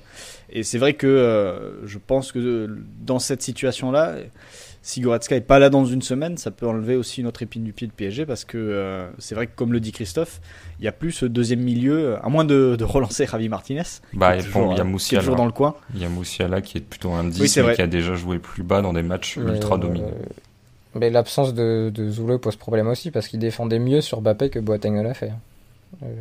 À un moment, il y a une séquence en première mi-temps où il passe devant Mbappé hyper haut sur le terrain, au même moment où il le tacle. Ouais, je Ouais, me si vous vous souviens, souvenez. ouais, il coupait Où très Mbappé bien. commence à s'orienter vers le but, il vient de tacler assez fort et sans ferme faute d'ailleurs, pas du tout. Et Boateng, les seules fois où il a eu Mbappé face à lui, il a reculé en fait. Et le but que met Mbappé, le troisième, c'est super bien joué de la part de Mbappé, mais Boateng est à 1 mètre de Mbappé, il bloque rien en fait. Oui, il filme. Donc, ouais, donc quand j'ai vu la situation, en plus je me suis dit putain, il doit repenser à Messi, il doit être terrifié. Vraiment, j'ai pensé à ça. Je me suis dit, c'est un contre 1 comme ça, fin de match, deuxième période, gros enjeu. Est-ce que tu vas réussir à tenir ton 1 contre 1? Puis il le tient pas, il recule trop. Vous avez vu la déclat de Müller? Si on gagne 5 ou 6-3, ce n'est plus la même histoire. Ouais. J'allais la sortir à la prochaine intervention. Ah ben voilà, j'aime Ouais, beaucoup. non, mais après, il n'a pas forcément tort. Oui, mais s'il gagne 14-2, c'est pas la même histoire non plus. Mais Non, bien 5-3, sûr, bien 6-3, ça fait quand même un gap énorme entre ce qui s'est vraiment passé. Après, il a perdu la moitié du sang qui était dans son cerveau sur le match, donc je suis pas sûr que cette déclat soit forcément bien senti. Incroyable l'expression faciale qu'il a eue quand l'arbitre lui a dit mais vous avez perdu la moitié de votre Ouais. sang, monsieur, il faut sortir. Qu'il l'a Vous regardé. saignez. Ah Il bon a quand même touché sa tête pour regarder, pour être sûr, ouais, parce qu'il n'était pas convaincu, quoi. Non, mais c'est vrai que là, il y a quand même quelques absences, quelques blessures côté Bayern qui posent problème sur à la fois la situation que tu vas devoir améliorer ou changer pour mieux attaquer la surface adverse et les situations que tu vas devoir gérer face à Neymar, Mbappé. Bon, après, Neymar est sorti blessé, Mbappé boité en fin de match, donc ça se trouve, le PSG va arriver avec Edouard Michu et un jeune du centre au match retour, je sais pas, mais et j'aime beaucoup Edouard Michu, hein, mais c'était pour Avec dire que là, il y Sarabia a quand faux même- neuf. Ouais, c'était Après, pour il dire y que là, quand même- a Keane qui peut faire du mal dans des situations. Il n'est pas Mais- forcément au niveau de Mbappé, hein, mais clairement. Mais ce qui serait apparemment pas- physiquement était déjà au bout du rouleau, de ce Ouais. que disait Bouafsi sur RMC, retour de Covid, enfin il a eu un Covid en début de mois, je crois que là en plus il était en sélection italienne, il Oui. me semble, donc Oui, c'est il a, ça. il a peut-être rechopé le Covid, je sais pas, mais c'est compliqué, il est entré, il avait l'air cuit en fait. Non, mais il était, c'est ce qu'il disait, ouais, qu'il était déjà cuit, qu'il toussait beaucoup, qu'il crachait ses poumons. Je crois même qu'il a utilisé cette expression et que ça allait pas du tout. Ouais, donc ça risque d'être compliqué. Un truc par contre sur les occasions du Bayern que j'ai oublié de mentionner, c'est que tout à l'heure Raphaël t'évoquait le fait que Paris se crée en effet quasiment que des grosses occasions sur ce match. J'ai calculé simplement en prenant les XG de moyens de Michael Calais ou des autres là qu'on a pu voir passer sur Twitter, et pour compter le XG par tir en fait du Bayern, et on est sur en revanche, donc dans la quantité on est sur les meilleures perfs de la saison du Bayern, en termes de qualité de tir on est sur une des pires performances du Bayern, ou sur la qualité du tir moyen. Voilà. Ouais, bah oui. Puisqu'on est aux alentours de 5-6%, et 5-6% c'est voilà, ça fait partie des pires perfs de la saison pour les Bavarois. Même Ouais. si c'est souvent corrélé, au bout d'un moment, plus tu frappes, c'est vrai Oui, que c'est difficile, c'est mais bon. souvent lié, mais ça le C'est fait que en plus de 6%. Ah ouais, c'est que 5-6%. J'aurais pensé quand même plus que ça, parce qu'ils sont à 4 XG sur 30 tirs. J'aurais pensé au moins 10-12% par. Je sais pas. Mais non, t'as Ah non, peut-être raison. non, je me suis trompé en fait. Ah, pas. Oui, non, désolé. Mais sinon, Ça, un truc qu'on n'a pas mentionné, grave. c'est qu'il y a un but quand même refusé à Paris pour un hors-jeu de 14 cm, quoi. Ce qui... Enfin, tu vois, ça dit aussi quelque chose. C'est-à-dire qu'effectivement, pour moi, le Bayern est très malchanceux, ou maladroit, ou malheureux. Enfin, tu peux le prendre de pas mal de façons, mais pour moi, le Bayern a fait son match. Maintenant, il y a un but qui aurait pu arriver. Enfin, Ça se joue à rien qu'au final tu encaisses un but supplémentaire pour une situation totalement analogue aux autres où tu te fais prendre en profondeur. Donc c'est ça aussi qui m'embête un petit peu, c'est-à-dire que Paris a mis quasiment toutes ses occasions, mais pas toutes, et il y a un scénario où Paris peut en mettre encore un de plus. Mais ça découle un peu du style Flick aussi, c'est que alors quand ça marche et que t'es efficace dans ton style, évidemment tu peux même mettre des claques à tout le monde, mais t'es tellement dans un projet de jeu radical que la fourchette de scénario est plus large, je trouve. Parce que tu ouvres beaucoup pour toi et pour tes adversaires. Alors je suis d'accord. Enfin, tu ouvres la profondeur, je précise, parce que par contre, Paris n'a pas réussi à ressortir court quasiment une seule fois du match. Donc, mais tu ouvres des espaces dans ton dos et tu en crées beaucoup pour toi. Donc, disons que c'est des matchs à plein d'occasions, tu vois. Il n'y a pas une grosse occasion d'un côté et deux demi de l'autre. Je suis tout à fait d'accord, et je trouve que sur ça, le Bayern est moins bon. De toute façon, le Bayern marque moins de points que la saison dernière, mais que le Bayern est moins bon cette année parce que il concède beaucoup plus de choses, parce que son pressing à la perte est moins bon. Je pense aussi que la trêve plus courte, etc., fait que tu as peut-être moins le tonus pour faire les courses sur la perte de balles et ces choses-là. Tu as peut-être un petit peu moins de capacité à mettre de l'intensité. Maintenant, il y a Lewandowski qui te permettait sur tous les autres matchs de gagner ces matchs 50-50. Il y a pas mal de matchs où XG t'en concèdes 2,5 et t'es à 2,5 aussi, ou des choses comme ça. Parfois contre Hoffenheim ou d'autres ça passe pas, mais sinon t'as Neuer et Lewandowski, et à chaque fois ça tombe du bon côté. Et là c'est rigolo, c'est je vais pas citer les stats de Flan, mais c'est pour une fois ultra déséquilibré, et c'est ce match là que tu perds, alors que sans même revenir sur le match de week-end parce que Lewandowski était pas là, mais où c'est quand même très chanceux de battre Leipzig et de quasiment assurer le titre. Justement, l'histoire c'était que tu gagnais un peu des matchs au scénario Ligue des Champions en championnat, parce que t'avais le meilleur gardien et le meilleur neuf sur le terrain, donc du coup tu passais à chaque fois. Exemple contre Salzbourg, quand ils gagnent 6-2 au début novembre, donc ils s'imposent 6-2 avec 20 tirs pour eux, et en face Salzbourg termine à 19 tirs, et ça finit à 6-2 en faveur du Bayern Munich, pour donner un exemple. On va arriver à la conclusion que le Bayern de Flick produit les mêmes matchs que le Lyon de Genesio à l'époque d'Europe. Alors non. Non, mais par contre, je regardais les stats du Bayern, et on parlait de l'absence de Lewandowski, le fait que du coup tes occasions, tu as plus de mal à les concrétiser, les valider, parce que t'as pas forcément d'autres joueurs aptes à valider des petites occasions. Et c'est vrai que l'écart entre lui, en termes d'expected goals, et les autres du Bayern est abyssal en championnat. Il est à 26, Gnabry est le deuxième avec 6,8. Ah oui, et puis en plus il est jamais blessé. Donc, ouais. Sauf maintenant. Oui, ouais. Mais le fait qu'il soit jamais blessé fait que tu as Choupo en deuxième attaquant. Ouais. La blessure de Lewandowski, j'en parlais déjà la saison dernière en disant s'il se pète et que tu as Zirkzee pour terminer la saison en point de titulaire, ça va être compliqué. À un moment, il y a eu Sandro Wagner qui restait 4 mois et qui a fini par partir, je crois, en Chine parce qu'il ne jouait jamais, parce que Lewandowski n'était jamais blessé et voulait tout jouer. Et le fait d'avoir une seule pointe fait que c'est un petit peu compliqué d'avoir un attaquant de remplacement qui soit de bon niveau, parce que tu sais qu'il jouera jamais. Et donc, ce qui était ta force devient ta faiblesse la première fois où Lewandowski est blessé. Est-ce que Claudio Pizarro est disponible d'ici le match retour? J'ai l'impression que tous les 2 ans, le Bayern se disait bon, on va reprendre Claudio Pizarro parce qu'on ne sait pas qui prendre. Ouais, mais là c'est un petit peu tard, mais vraiment là en plus ils ont quasiment personne sur le banc. Là je vais vraiment juste les citer. Donc Davis et Boateng rentrent. Autres personnes sur le banc, t'as Nubel qui est le gardien, Bounassar qui ne joue pas souvent, qui n'est pas spécialement bon quand il joue, et puis avec le clash entre Flick et Salihamidzic, le fait que ça soit une recrue Salihamidzic, Flick n'a pas spécialement envie de le faire jouer. Javi Martinez qui fait quand même son âge, même si c'est pas le pire joueur du monde, c'est pas du tout le joueur qu'il a été. Qui fait ses blessures aussi, parce qu'il a été blessé la moitié de sa carrière depuis qu'il est au Bayern. C'est ça. Il y a également Tanguy Kouassi, qui est encore très vert et qui est un poste où après tu n'auras pas encore forcément besoin de lui sur le retour.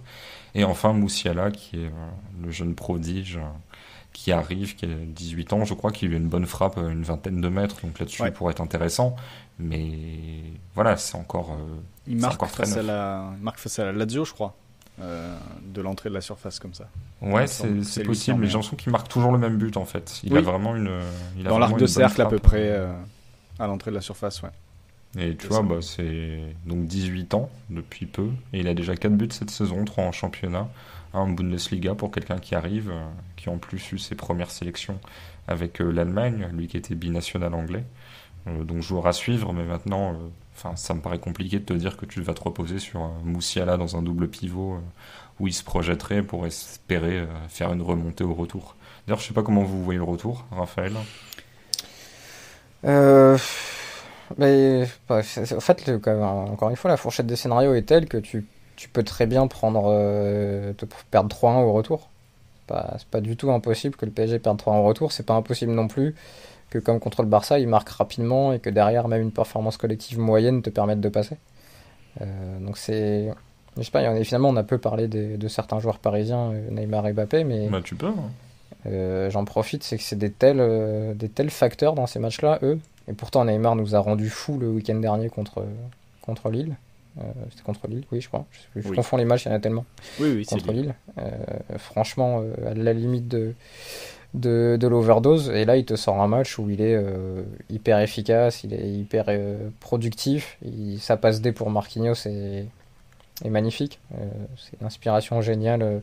Où il sent très bien, tu sens le mec qui comprend vite le foot quand même parce qu'il se dit ah ok, le Bayern aime remonter tout le temps sur ces ballons-là, mais là la situation est un peu chaotique. Si je la mets à peu près dans cette zone-là, je vois qu'il y a du monde, je pense que quelqu'un pourra la maîtriser. C'est quand même la même passe qu'il met à Sergio Roberto. Ouais. Sauf que là elle est en une touche alors que Sergio Roberto il fait crochet et finalement il joue pied gauche. Mais bon, elle est aussi mauvais pied et elle est meilleure que les bons pieds de la plupart des mecs sur le terrain. Donc et tu vois, c'est ce qu'on disait sur les occasions concédées par le Bayern. C'est une des rares occasions concédées par le Bayern, mais c'est un 2 contre 1 où t'as Marquinhos Mbappé contre Neuer à 5 mètres du but. Mais après, ça vient d'un coup de pied arrêté d'ailleurs, corner à 2. Ouais. Ça fait partie des. Enfin, tu vois, les gens, il y en a toujours qui vont continuer à critiquer les corners à 2. Tout le monde aura oublié que cette situation-là vient d'un corner à 2 où c'est repoussé, mais au final, la balle revient sur l'endroit où tu voulais jouer au départ, avec l'angle de passe ouvert. Tu n'auras pas oublié, toi, Christophe. Et par contre, ça fait partie des autres parties, des parties pris du Bayern de remonter dès que possible. Et là, il remonte, mais sans comprendre que c'est Neymar qui peut là jouer en une touche. Il remonte comme si c'était Dagba qui récupérait le ballon, et c'est pas du tout lui. Et elle est magnifique. Et puis Mbappé qui je trouve fait pas du tout un match à la hauteur de ce qu'il avait fait contre le Barça à l'aller, notamment dans la participation au jeu, et parce que le PSG se crée moins de situations, mais qui par contre joue très bien le 1 contre 1 contre Boateng sur le troisième but et heureux sur le premier.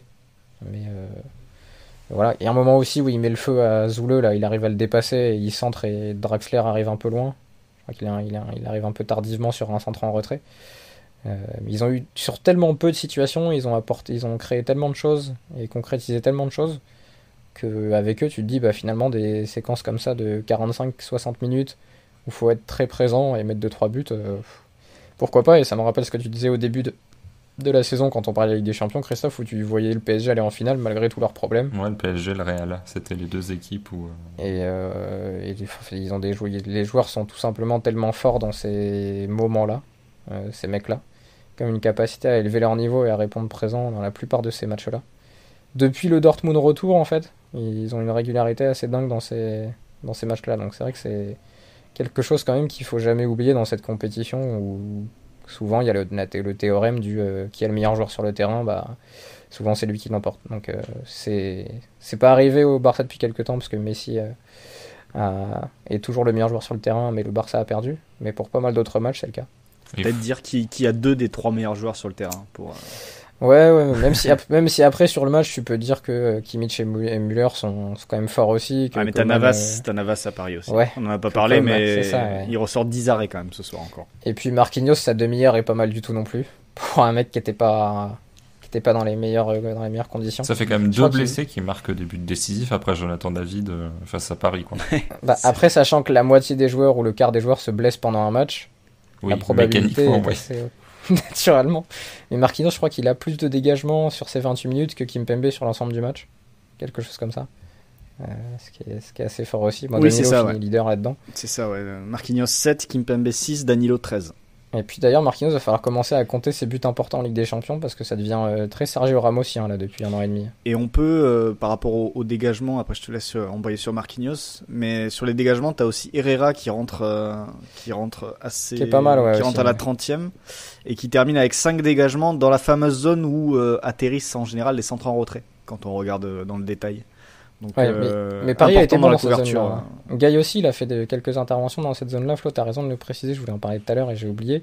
Mais sur les centres en retrait, en dehors de l'occasion d'Alaba là, dont on parlait tout à l'heure, c'est vrai que Gaï et Herrera. Et là aussi, c'est des situations où c'est difficile de pas concéder de penalty parce que souvent t'arrives un peu en retard, tu peux crocheter un mec.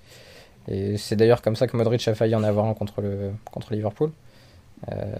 C'est des situations où tu peux vite faire une erreur et ils ont été assez propres là-dessus et parfois ils ont réussi à les transformer en contre-attaque. Donc vraiment le Herrera et Gay et Danilo sur sa performance en tant que défenseur central ont claqué des bonnes grosses perfs malgré le nombre de tirs concédés en fait. Ça aurait pu être pire et malgré la supériorité collective du Bayern ils ont fait assez pour permettre au PSG d'exister. Florent, je sais pas ce que t'en penses, mais ce qui est pas mal pour Mbappé dans des matchs comme ça, alors c'est pas le seul, mais ça rejoint un petit peu ce que tu disais sur les milieux qui n'ont pas surjoué, le fait qu'il n'y ait pas Verratti, Paredes, donc du coup t'es pas forcément l'envie de trouver Gay sous pression, c'est-à-dire que Mbappé n'a aucun intérêt à décrocher pour essayer de ressortir la balle, parce que de toute façon la balle a quand même de bonnes chances d'être perdue avant, et t'es pas forcément dans l'idée de construire, donc du coup là-dessus il peut faire ce qu'il fait de mieux, alors ça veut pas dire qu'il sait faire que ça, mais d'attaquant de profondeur, et là-dessus t'as pas forcément le loisir d'être frustré, de se dire tiens mais il joue pas ses transitions, etc., parce que tout imparfait qui puisse être sur la lecture de certaines situations, là il voit bien que s'il se positionne à la limite du hors-jeu, il peut assez facilement avoir une énorme occasion. Donc du coup, on voit le meilleur de Mbappé sur ces situations-là et on n'a pas trop le loisir de s'énerver finalement. Ouais, je me suis d'ailleurs posé la question pendant le match, au moment où Neymar est blessé, se touche l'adducteur, et où je me dis, si Neymar sort, Mbappé va être obligé de décrocher pour favoriser les sorties de balles parce que Paris n'a personne sur le banc capable de faire un petit peu ce que fait Neymar. Donc je craignais que Mbappé soit obligé de redescendre pour prendre ce rôle et que du coup il n'y ait plus du tout cette menace dans la profondeur et que du coup ça mette le PSG encore plus en difficulté. Bon, Neymar a serré les dents, mais c'est vrai qu'il y a eu ce moment-là dans le match où je me suis posé la question de est-ce que Mbappé va pouvoir rester dans ce rôle d'attaquant de rupture, quoi, vraiment collé à la ligne et à la recherche du moindre espace à attaquer. Il y en a eu.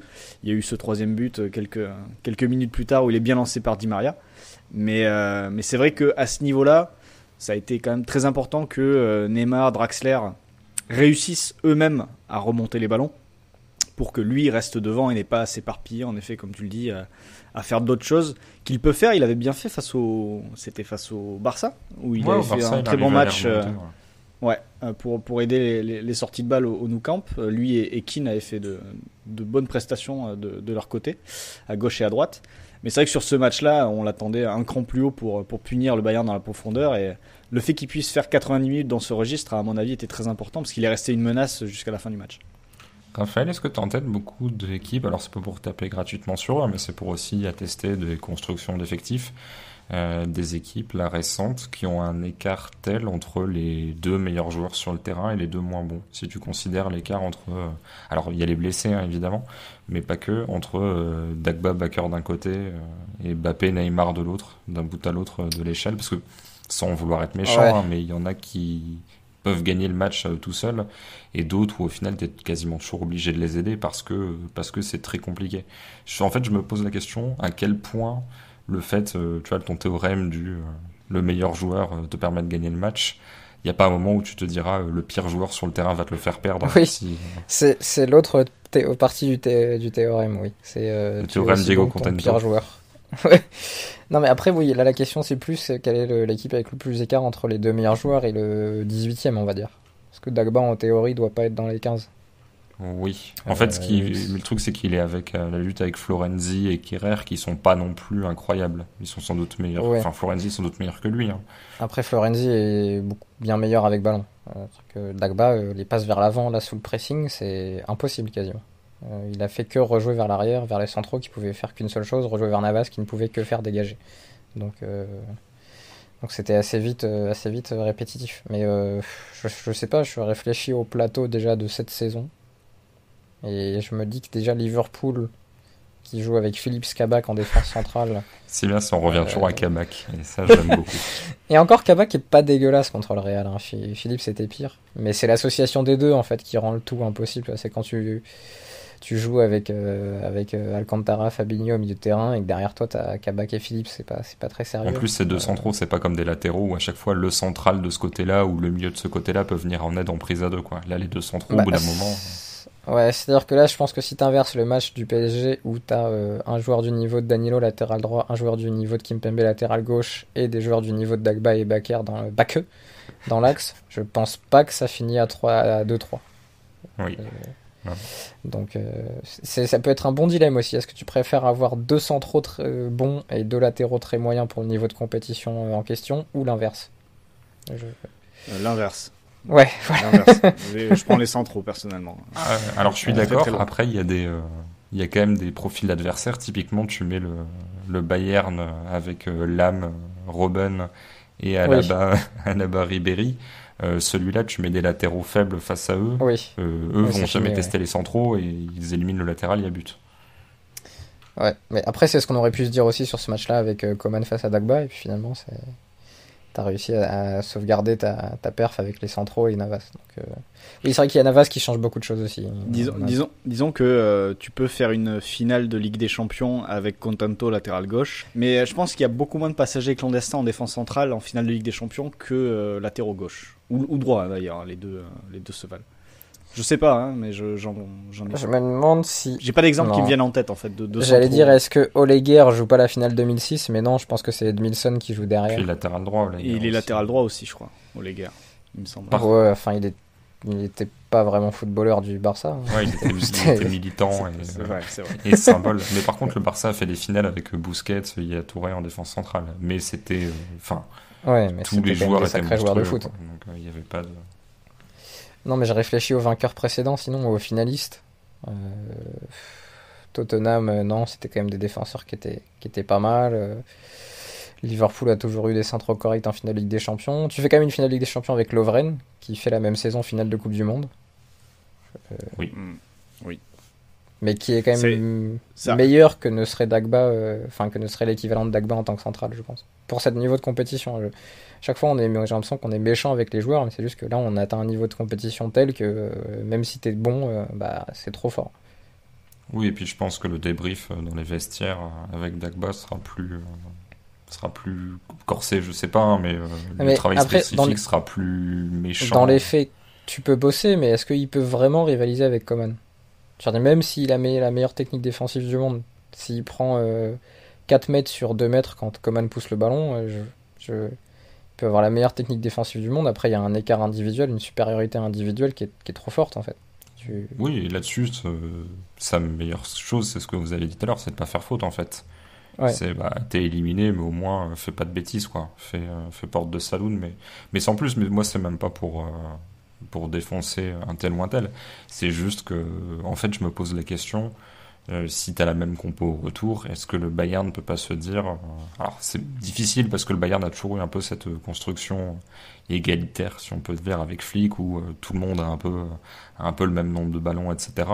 Mais te dire, c'est quoi, on va charger au maximum tel joueur pour vraiment lui faire prendre l'enfer parce que t'as un gros point faible.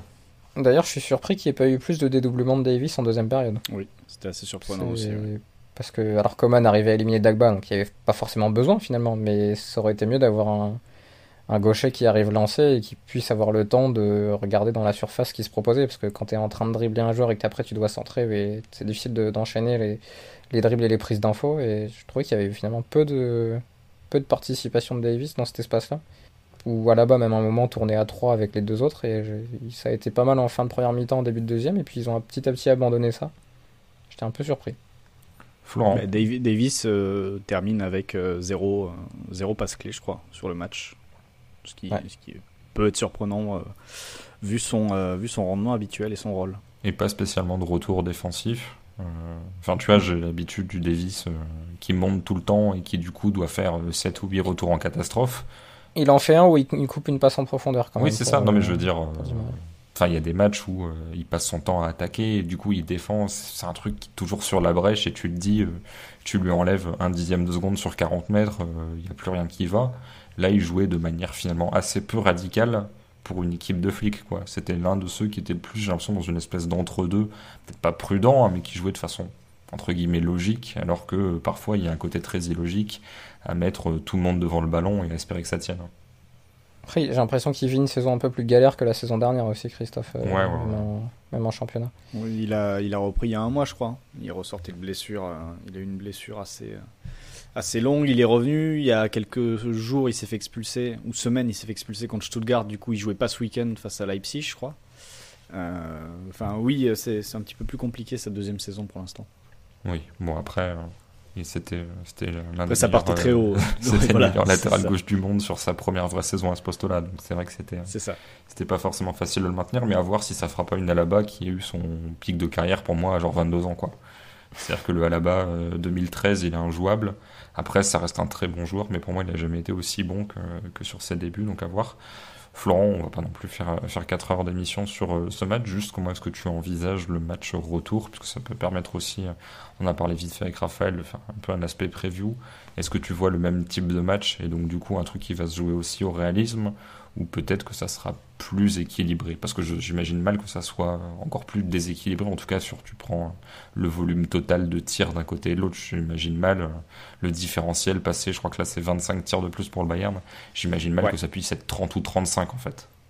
Oui, non, je l'imagine mal aussi. Après on va voir, parce qu'avec cette Ligue des Champions et ces matchs resserrés, les retours Covid, parce que ça peut quand même peser pas mal sur les effectifs et les 11 de départ des deux côtés. Donc ça peut aussi dicter un petit peu la capacité du PSG à bien ressortir, ou à mieux ressortir avec Verratti. La capacité du Bayern à mieux finir s'il récupère Gnabry, par exemple. Mais là, on est du mercredi au mardi, donc il n'y a que 6 jours. Il y a Paredes qui doit revenir de suspension aussi. Oui, le retour de Paredes aussi. Est-ce que tu sors Gay après sa performance ? Non, je pense pas. Mais la question qui peut se poser aussi, c'est est-ce que tu sors Danilo après sa performance ? De toute façon, Marquinhos sera... Enfin, j'imagine Marquinhos pété, Danilo en défense aussi, centrale, et du coup Paredes Gay peut-être, si tu veux pas mettre Herrera. Si Marquinhos est vraiment pété, oui, je pense que c'est en effet la logique. C'est vrai que l'entrée d'Herrera, ça me paraît... Ouais, ça paraît compliqué, ouais. Après, ils arrivent à faire des miracles, je crois, dans certaines infirmeries. Mais sur le match retour, en fait, ce qui peut être, par rapport aux XG qu'on a eu ce soir, ce qui peut être fou, c'est que le Bayern peut tout à fait se qualifier au Parc des Princes grâce au but à l'extérieur. C'est un scénario qui peut tout à fait se produire, je pense. En tout cas, ça peut se finir à 4-3, ça peut se finir ça peut être n'importe quoi le match retour aussi, parce que de toute façon, côté Bayern, je vois pas dans les statistiques avancées de ce match qu'est-ce que Flick peut dire à ses joueurs à part dire si on est marqué. Oui, mais je vois pas vraiment ce qu'il peut dire d'autre en fait. Là en conf d'après-match en tout cas c'est ce qu'il dit quoi. Et Müller dit pareil, c'est vraiment on a fait notre match, on doit juste être meilleur devant le but. Après ils peuvent quand même mieux organiser certaines séquences de possession pour pas manger des contres où Draxler élimine un joueur et derrière il peut faire ce qu'il veut avec le ballon. Ouais, mais ça ils l'ont fait toute l'année quoi. C'est ça aussi, ils ont toute l'année ils peuvent se prendre des contres comme ça, mais si le Bayern ce soir marqué, en effet, ça fait 4-3 et t'en parles pas, ou 5-3 ou 6-3 comme le dit Müller, même s'il exagère un petit peu. Après, même si c'est 4-3, j'ai envie de te dire que vu la supériorité collective, tu dois pas gagner que 4-3, tu vois. Oui. Tu dois pas te mettre en danger à ce point. Mais tu domines autant grâce à comment tu joues aussi, donc c'est toujours entre ce que ça te coûte et ce que ça t'apporte. Après, t'en prends 3, Neuer en donne 1 aussi.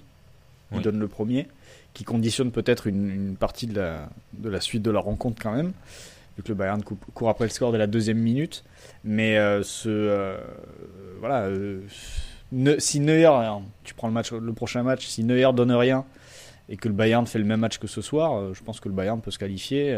Et en effet, comme je le dis, grâce au but à l'extérieur peut-être. Moi, je suis sûr que Neuer se foire parce qu'il s'attend à une frappe plus compliquée à arrêter. Parce que Mbappé a le temps de la placer, il tire dessus en fait. De cibler, et du coup, c'est ça, il tire dessus, et j'ai l'impression qu'il est pas prêt à ce qu'on lui tire dessus vu le temps qu'a Mbappé pour frapper. tout cas, même moi, ça m'a surpris le fait que Mbappé frappe là. Parce qu'il a du temps pour l'ajuster. Je me suis dit, il va frapper fort sous la barre ou croiser. Ou... Moi, dans ma tête, j'étais presque à me dire, mais c'est quoi cette finition, quoi. Tu me dire, mais qu'est-ce qu'il est en train de faire? Il a tout le temps, il lui tire dessus. Et puis bon, ça fait but, donc très bien. Oui, avec parfois le facteur neige, Flick l'évoque, je sais pas. Je sais pas à quel point ça joue, mais c'est vrai que ça peut être un petit peu embêtant. Raphaël, moi je vois bien un scénario. Disons, je n'exclus pas un scénario qui serait assez rigolo, du Bayern qui mène genre 2-0, qui continue à jouer son jeu et qui prend le 2-1 sur un contre, sur un truc où il s'ouvre et qui est éliminé juste d'avoir continué en fait. Parce que cette équipe ne sait pas gérer le tempo alors qu'elle pourrait très bien le faire. Même s'il n'y a plus Thiago, elle pourrait faire une passe à 50 et conserver le score pendant de longues minutes. Pour la santé mentale de pas mal de personnes, y compris de moi, il vaudrait mieux ce scénario que l'inverse où le PSG mène 2-0 et perd 4-2, ce qui aurait pu arriver sur le match aller là. Parce que je pense que si ce scénario survient, je pense qu'il y a une génération de supporters qui ne se remettra jamais à ce sport. Parce que déjà les supporters du Barça, ils ont enchaîné des trucs assez incroyables sur quelques années entre la Roma et Liverpool. Je pense que là, si tu enchaînes Barça, Manchester et là le Bayern, où tu te fais sortir sur le match retour, et là en plus encore plus à domicile, je sais pas, mais c'est un scénario qui n'est pas du tout impossible, parce que si t'arrives pas à bloquer un peu plus le Bayern et qu'il y a un peu plus d'efficacité, tu peux très bien perdre 3-1, 4-1 en faisant le même match. Mais en fait, le truc, c'est que tout peut se passer sur le match retour. La seule certitude, c'est que normalement, je pense qu'il peut pas y avoir moins de buts que ce soir, en fait, au match retour. Il y en aura peut-être que 4, mais je serais très curieux de voir les cotes pour le plus de 3,5 buts marqués. Je pense que la cote sera en dessous de 2, par exemple. Voire même 1,50 ou 1,60. Ce qui est bien pour le PSG, c'est d'avoir quand même gagné 3-2 plutôt que 1-0, parce que ça va obliger le Bayern à beaucoup attaquer, donc beaucoup ouvrir, alors que je pense que si tu gagnes 1-0 mais avec le même match où tu mets une de tes 5 occasions et le Bayern en met 0 de ses 12, ses 10 ou ses 6, je vois bien le Bayern faire un peu plus de contrôle au match retour et gagner un 0 ou 2-0 un peu plus net, avec un peu moins de rythme. Alors que là, finalement, t'es obligé de refaire... Pour le Bayern, t'es un peu obligé de refaire la même chose. Finalement. Après, d'un autre côté, est-ce que le Bayern peut plus attaquer que ce qu'il a fait ce soir? C'est une vraie question. Ouais. En fait, il faut au moins qu'il le fasse pour arriver à 2-0 et après... Et maintenir l'écart après, c'est ça. Mais c'est pas une équipe qui est spécialisée dans l'idée de maintenir l'écart. Ils vont creuser. Je suis d'ailleurs en train de regarder leur dernier match. Il y a du 5-1, du 4-2, du 3-1, du 2-1, du 4-0. Et finalement, les matchs les plus contrôlés, c'était contre Leipzig, où ça a fait 1-0 et ça tire pas beaucoup. Ouais, mais ça tire pas beaucoup des deux côtés. Il n'y a pas d'occasion. En fait.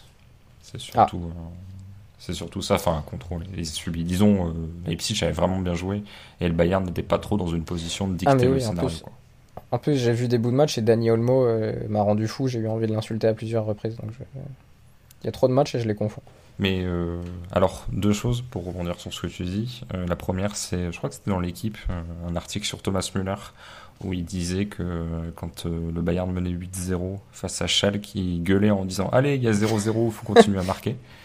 Donc, très Thomas Müller comme réflexion, joueur qui parle tout le temps. Et effectivement, ça rejoint bien l'idée que finalement cette équipe-là est toujours dans l'idée d'attaquer, même si encore une fois, à 8-0, il n'y a pas question d'aller-retour ou autre.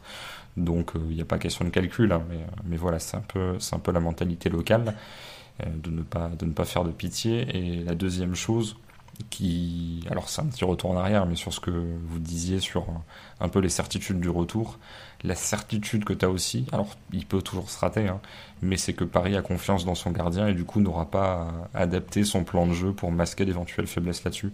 Je pense que si tu attrapes, si tu as Areola, si tu as même Sirigu, Buffon de la saison où il est à Paris, peut-être... Déjà t'es pas en quart. Oui, c'est ça, déjà t'es pas en quart, tu sors même pas des poules, je pense. Ouais. Mais Enfin, tu vois, tu peux avoir cette interrogation de dire c'est passé 7 fois, mais on peut plus concéder de plus de 20 tirs dans un match et plus de 7-8 tirs cadrés, sinon ça va pas passer. Là, en gros, t'as la même certitude qu'avait l'Inter, alors avec Julio César, mais surtout sa charnière Lucio Samuel, en se disant on peut rester dans notre surface tout le match, il n'y a pas de souci, on sait très bien que ces mecs-là vont répondre présent.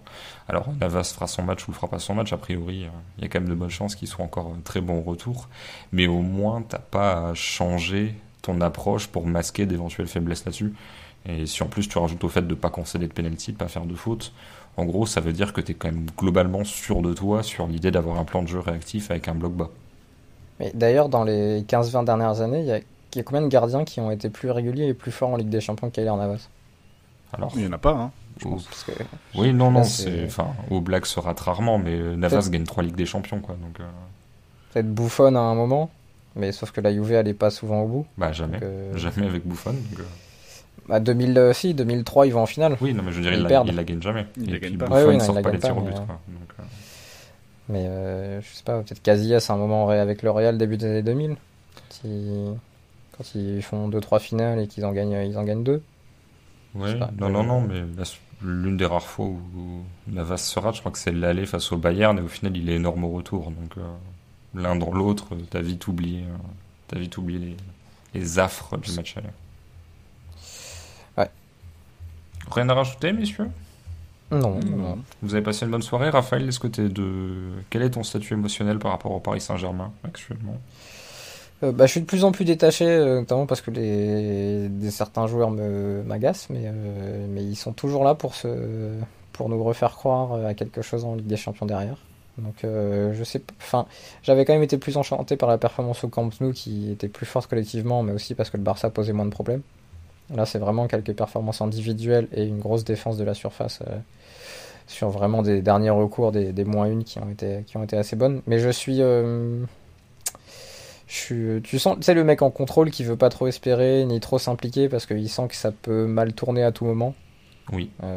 Et c'est vrai que ce match aller, alors j'ai vu des gens qui étaient assez critiques des XG, en effet, de ce que ça pouvait dire, et je comprends parce que sur un match comme ça, surtout quand t'es supporter, t'as envie d'être dans la passion et te dire ah putain, quand même 3 buts à l'extérieur avec des performances individuelles comme ça, c'est quelque chose. Mais en même temps, les XG, ça te permet aussi de savoir si ce que tu as fait est reproductible ou pas. Et le côté reproductible des occasions du Bayern peut inquiéter, surtout dans une saison comme ça où le domicile extérieur joue pas vraiment, et où le PSG pour l'instant a été meilleur à l'extérieur. Alors est-ce que ça s'explique ou pas, je ne sais pas, ou juste des coïncidences de calendrier, d'état de forme. Mais voilà, je pars vraiment sans a priori sur ce qui peut se passer parce que je pense que d'ailleurs c'est un des matchs les plus difficiles à lire parce que ça a l'air extrêmement dominé et en même temps t'as senti que le PSG pouvait facilement créer du danger dès qu'une ligne était cassée. Donc j'ai plus de difficultés à lire un match comme ça qu'un match finalement où ça fait 10 tirs à 10 et où tu sens les forces des deux côtés. Là les forces sont assez variables et imprévisibles. Et puis à noter que si les supporters parisiens sont mécontents de XG, on peut dire que ça les favorise finalement, parce que si ça n'existait pas et qu'il n'y avait que le nombre de tirs concédés et des deux côtés, ça serait bien pire, et qu'au final là, les XG te permettent justement de nuancer tout ça. Oui, non, c'est tout l'intérêt du truc, oui, c'est d'aller plus loin que juste il y a eu 30 tirs à 6, ils ont garé le bus, c'est quand même plus intéressant, donc faut les prendre pour ce que c'est, ça veut pas dire que c'est la vérité, et évidemment que c'est pas grave de perdre XG, on s'en fout, c'est pas le but du football d'avoir plus d'occasions que l'autre, c'est de gagner. Mais en général, tu gagnes plus souvent et plus longtemps quand tu arrives à te créer plus d'occasions que l'adversaire. Mais la Ligue des Champions, évidemment, c'est un format un peu différent. Et les XG sur un match, c'est utile. C'est pas non plus l'outil le plus intéressant sur un seul match. C'est plus intéressant sur la durée. C'est une mise en perspective. Autre mise en perspective, celle qui va concerner les paris avec notre partenaire PMU.fr. PMU vous présente la séquence prono. Les paris, où je vous rappelle déjà l'offre qui est en cours, c'est dispo jusqu'au 18 avril. C'est une offre qui se couple à l'offre de bienvenue, les 100 € offerts quand vous arrivez sur PMU.fr. Il y a l'offre En fait, c'est tout simple. Je vais y arriver. C'est 2 fois 10 € de free bet en bonus quand vous rentrez le code VDB dans la partie code promotionnel, l'ouverture du compte. Donc voilà, en plus des 100 €, 2 fois 10 € de free bet jusqu'au 18 avril. Donc entre ça et le premier mois gratuit sur Coparena, il y a vraiment beaucoup de choses. On essaye de vous gâter pour ces quarts de finale de Ligue des Champions. Messieurs, je n'ai pas les paris de Florent, je ne sais même pas s'il en a en stock, donc du coup je vais partir vers Raphaël. Malgré tout, puisque Raphaël m'a donné ses paris, ce qui est déjà plutôt bien. Et je t'avoue, Raphaël, que quand j'ai vu, alors c'est pas ta faute, c'est le calendrier, mais quand j'ai vu les intitulés de match, surtout le premier, je me suis dit, ah oui, effectivement, on change un petit peu de dimension, on repasse à une compétition avec des joueurs légèrement moins forts que ceux qu'on a vus ce soir. Oui, mais d'autant plus que lors du week-end dernier, on avait parlé de Ligue 1 pour les paris et de gros matchs, parce qu'il y avait quand même pas mal de grosses oppositions en Ligue 1. Là, c'est un peu moins le cas, et je pars sur 2 matchs qui se déroulent le dimanche. Je crois que c'est ça. Je ne sais pas, je n'ai pas vérifié. Personne n'ira vérifier. Alors, il y en a un dimanche et un le samedi, parce que j'ai un match de Liverpool aussi. Bon, je commence par la Ligue 1 avec ce Brest-Nîmes, 15h dimanche, le fameux multiplex de 15h que Florent connaît bien parce que Bordeaux joue toujours à cette heure-là, et ça va d'ailleurs être encore le cas, à Saint-Etienne, 15e contre le 14e. Je regarderai pas, ouais. Même pas le multi. Non. Le Gasseïco, ça ne te... Non, ça me chauffe pas trop. D'accord. Le Ruffier-Ico peut-être bientôt. Non. Brest-Nîmes, donc le 16e contre le 18e. Brest qui est un peu dans la galère ces derniers temps. Et dans le jeu apparemment aussi ça se délite pas mal. Plus Paul Lannes qu'on avait interviewé pour Coparena s'est fait les croisés. J'ai lu ça là il y a quelques heures de ça. Flo, tu nous as envoyé ça. Bon, bah soutien parce que c'est ce que j'avais connu aussi. On s'en fout parce que moi j'ai pas du tout le même talent que lui, mais quand même ça fait mal. Surtout comme ça en fin de saison. Brest qui est pas très loin de jouer le maintien finalement, surtout que Lorient et Nîmes, donc, dont je vais parler, reviennent bien. Nîmes qui est je vais reparler de XG et de X-Points, encore plus emmerdant, et depuis 2 mois parmi les 5-6 meilleures équipes du championnat. Pascal Planck a bien relevé l'équipe, même si les résultats sont en dents de scie. Et là c'est un week-end très très important, parce que si tu gagnes, tu reviens à 3 points de Brest, tu peux créer un écart avec Nantes, et tu peux te mettre un peu plus dans la tranquillité. J'ai vu ce que produit Nîmes ces derniers temps qui est pas inintéressant. Je pars sur une victoire de Nîmes à Brest et c'est à 3,60, Christophe. J'aime bien parce que tu ne notes jamais. Oui, c'est à 3,60. Non, je note, mais je suis jamais de retour sur ce que j'ai envoyé au moment où je parle de mes paris. Je note mentalement, 3,60. Donc voilà pour ce match qui est à 6 points, hein, bien sûr. Hein. On ne fait que des matchs à 6 points dans les paris. Absolument. Comme dirait Flo, je pense pas que je vais le regarder, mais je suivrai ça pour mon pari parce que Nîmes, on les voyait condamnés il y a quelques temps et puis finalement là ils sont pas si mal que ça. Et Brest qu'on voyait sûr de se maintenir il y a quelques semaines est plus très très bien. Donc Brest-Nîmes dimanche 15h, Nîmes à 3,60. Patrick Jane, tu as un deuxième match qui n'est peut-être pas à 6 points, ça dépend, c'est-à-dire qu'il y a 5 points d'écart entre les deux équipes, mais Aston Villa a un match de moins, un match de plus à jouer, donc du coup ça peut se réduire, et donc ce match c'est Liverpool-Aston Villa. Oui, match de samedi 16h, Liverpool-Aston Villa. Je suis en train de regarder, voir s'il n'y a pas un meilleur match pour m'éviter de regarder ça, parce que c'est très douloureux de regarder Liverpool cette saison, mais non, il n'y a rien, il y a rien de top, donc je pense que je vais finir devant. Liverpool-Aston Villa, 16h samedi, oui, Liverpool est 7ème, Aston Villa est 9ème, quelques points d'écart en effet, Aston Villa a un match en retard, Liverpool est revenu à 3 points de la 4ème place grâce à sa victoire le week-end dernier. Bon, il y a du monde devant, il y a West Ham, il y a Chelsea, il y a Tottenham, et vu ce qu'ils ont produit contre le Real et leur performance récemment à Anfield, je pars sur un match nul entre Liverpool et Aston Villa, c'est à 4,40. Faut noter que j'ai perdu mes 2 paris précédents comme d'habitude. C'était donc un penalty entre entre le PSG Bayern et Chelsea Porto, un but ou aucun but. Et Chilwell a marqué à la 85e. Un but assez fantastique d'ailleurs, pour plusieurs raisons. Donc je suis encore dégoûté, donc je prends des cotes assez élevées. Et Liverpool s'était fait torpiller par Aston Villa au match aller. Je ne sais pas si vous vous souvenez de ce match. Ça a annoncé un peu la saison difficile de Liverpool. 7-1 ou 7-2 avec une équipe en perdition. Et pourtant Van Dijk était encore là à l'époque. Mais Aston Villa avait vraiment massacré Liverpool. Là, je pense pas que ça finira pareil, parce que Liverpool n'arrive plus à marquer, donc ça se trouve, ils marqueront même pas un but. Et Aston Villa n'est plus sur le même rythme offensif. Mais je pense qu'il y a moyen d'aller embêter les Reds pour les Villains. Et vraiment, il suffit d'écouter l'épisode d'hier pour avoir un peu une argumentation. Mais Liverpool était en grande difficulté contre le Real sur tous les plans du jeu. Donc vu qu'en plus leur dernier espoir de faire quelque chose vraiment d'important cette saison, c'est le match retour contre le Real qui arrivera quelques jours après. Je pense que ce match tombe mal contre une équipe qui en plus n'est pas ridicule. Donc le nul à 4,40. J'ai failli partir sur Aston Villa, mais je me dis quand même, il y a toujours Mo Salah qui est capable de claquer un but, quelque chose comme ça. Peut-être Thiago Alcantara qui peut bouleverser un peu l'équipe s'il est titulaire. Donc 4,40 le nul entre Liverpool et Aston Villa samedi. Merci à toi, Florent. Sur quoi tu pars? Est-ce que tu vas parier sur la défaite de Bordeaux, comme tu le fais régulièrement? Non, je pars pas sur Saint-Etienne-Bordeaux parce que Saint-Etienne est capable de tout cette saison aussi. Donc non, je vais partir justement sur un peu la course au titre. Et je vais partir d'abord sur le match du Paris Saint-Germain, samedi à 17h face à Strasbourg. Alors j'hésite entre deux paris pour l'instant. Je vais me décider. Il y a quand même 1h30 d'émission pour que tu réfléchisses. Non, en vrai, j'ai un avis assez arrêté.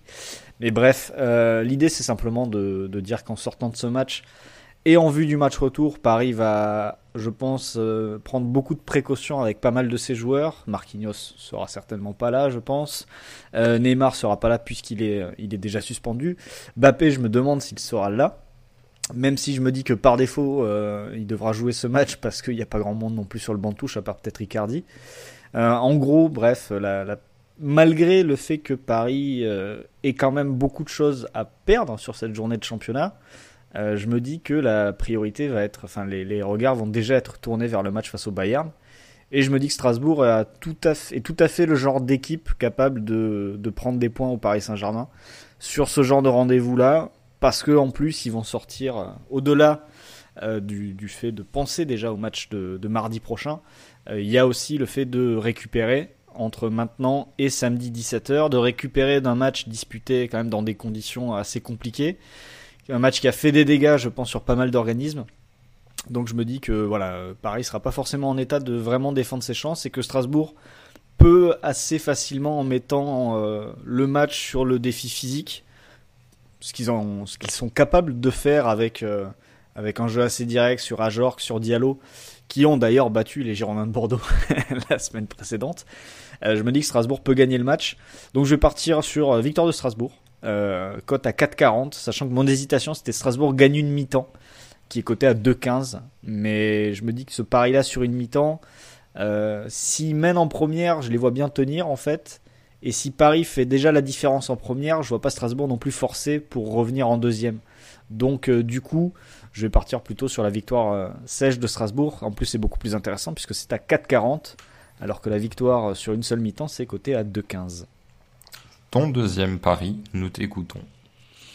Deuxième pari, un autre candidat au titre, pour l'instant celui qui est le moins bien placé puisque c'est l'Olympique Lyonnais qui est 4e. Une statistique simple sur les 4 dernières journées, match face à Rennes, face à Reims, face à Paris et face à Lens, Lyon n'a jamais marqué en première mi-temps. Et je me dis que face au SCO d'Angers, qui est capable lui d'éteindre assez facilement des matchs et de fermer s'il a envie de fermer, je me dis que ça peut rester à ce niveau-là sur la première période. Et donc Lyon-Angers, match nul à la mi-temps. Voilà, c'est très simple. En plus, Lyon n'a vraiment pas l'habitude et le comportement d'une équipe qui est proactive et qui veut aller chercher son succès. C'est plus une équipe qui va être dans la réaction en deuxième mi-temps après avoir raté sa première mi-temps ou n'avoir rien fait de sa première mi-temps. Donc simplement, match nul à la mi-temps, c'est coté à 2,30 et c'est donc le match entre Lyon et Angers. Eh bien, merci Florent. C'est là-dessus qu'on va se quitter. Est-ce que tu as une visibilité sur le programme des prochains jours?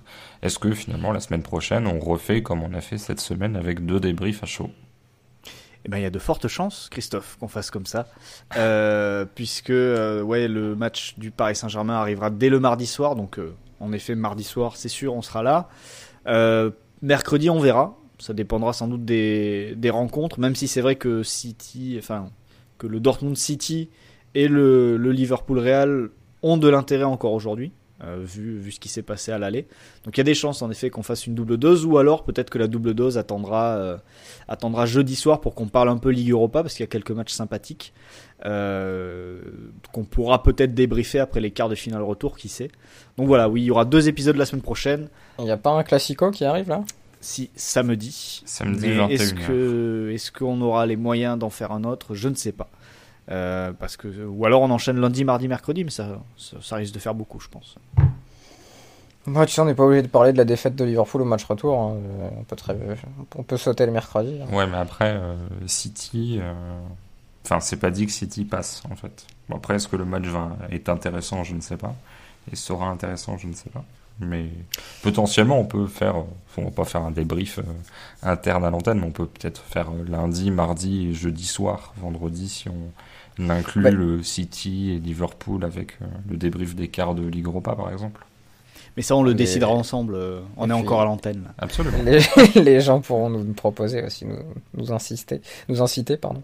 Nous inciter, ça veut dire nous inciter à aller dans une direction plutôt qu'une autre. Non, mais c'est bien, les gens voient un petit peu comment ça se passe. Ils entrent au cœur du réacteur. Merci, messieurs. On se quitte là-dessus. Et puis, il est 1h du matin. On va tous se coucher. Bonne écoute. Et puis, à très vite. Bye bye. Cordialement.